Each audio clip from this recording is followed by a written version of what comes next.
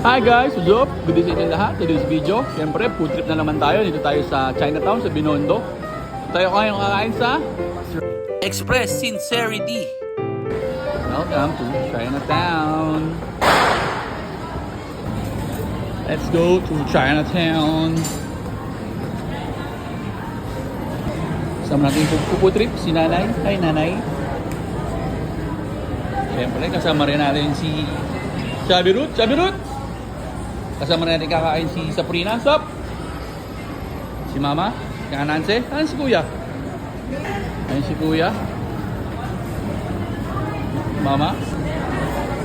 Guys, ito yung kanilang menu. Tayo, umorder tayo ng Sincerity Fried Chicken. tapos umorder tayo ng specialty nila na Sincerity Chami. wala.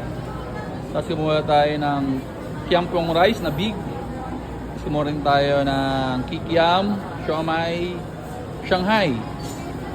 Tapos umorder din tayo ng crab puyong. Food trip malala. Let's go. Sobrang busy dito sa Chinatown.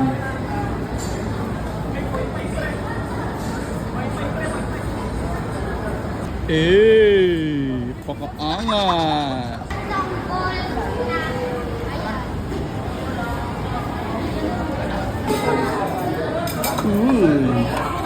Tommy. Fried chicken.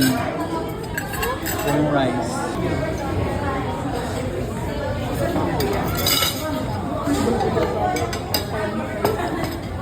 Fiesta.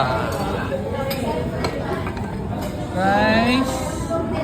Kampong. Serenity. Fried chicken. Kikiam. Shanghai. Crab puyong. Chami. Saka ano na yung nasa dulo? Barbecue asal. Ano to? Food trip tayo guys. Gi, Mama, Kuya.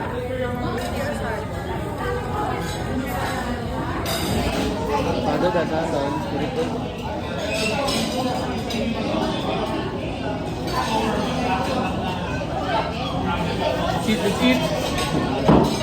Huli. Kain. Tamahan mo na ito.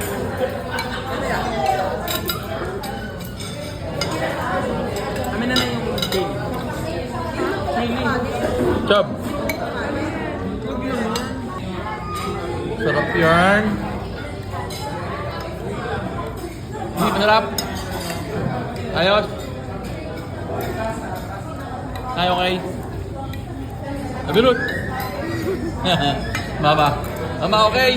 Dahil kinakain. Puro bawal. Walang maingay. Sarap dito. Barbecue asado, panalo, champion, sarap. Saka yung kikiam, masarap din. Siyempre, tsaka chicken, basic na yan. Lahat masarap. Very good. Crab puyong, masarap din. Panalo. Yopaw.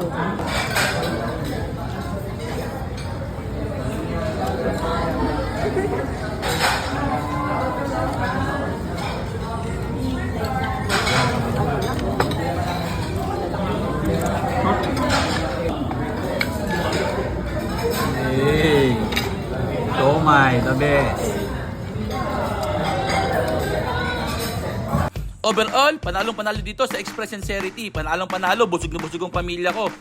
Kung tatanungin nyo kung babalik kami dito, syempre babalik kami kasi sulit na sulit ang ibabayad nyo rito. Lahat ng pagkain nila, masarap. Yung serving nila, madami, tas mababait at masisipag yung kanilang staff. Tapos, yung presyo, sakto lang naman sa babayaran nyo. Hindi siya mura, hindi siya mahal, tamang-tama lang. Kaya, approve na approve sa akin dito kumain.